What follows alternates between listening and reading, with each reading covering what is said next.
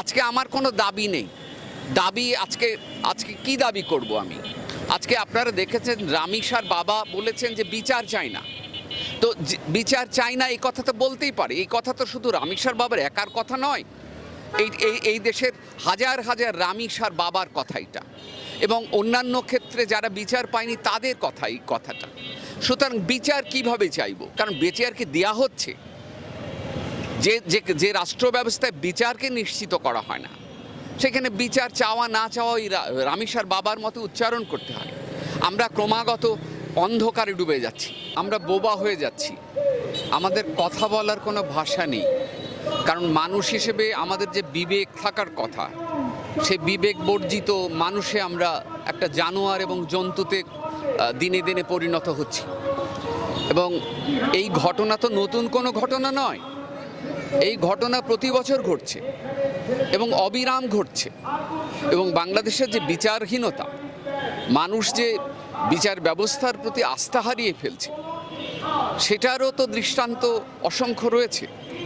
সেই সব জায়গা থেকে দেখলে এই রাষ্ট্র ব্যবস্থাকে নিয়ে, এই রাষ্ট্র কাঠামোকে নিয়ে আমরা আস্থাহীন হয়ে পড়ছি। আমরা কোনো স্বপ্ন দেখতে পাচ্ছি না বাংলাদেশকে নিয়ে।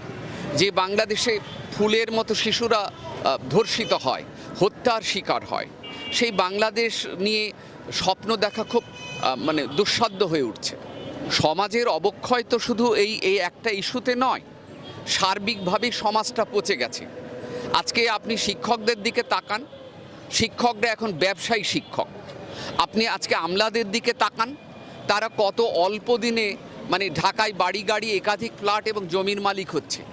আপনি সব পেশার মানুষের দিকে তাকান, দেখবেন যে সব মানুষ শিক্ষিত, এই সব মানুষ তথাকথিত শিক্ষিত মানুষ, তারা সরকারি পদ ব্যবহার করে ব্যক্তিগত সম্পদ এবং সম্পত্তি কোন পর্যায়ে নিয়ে যাচ্ছে।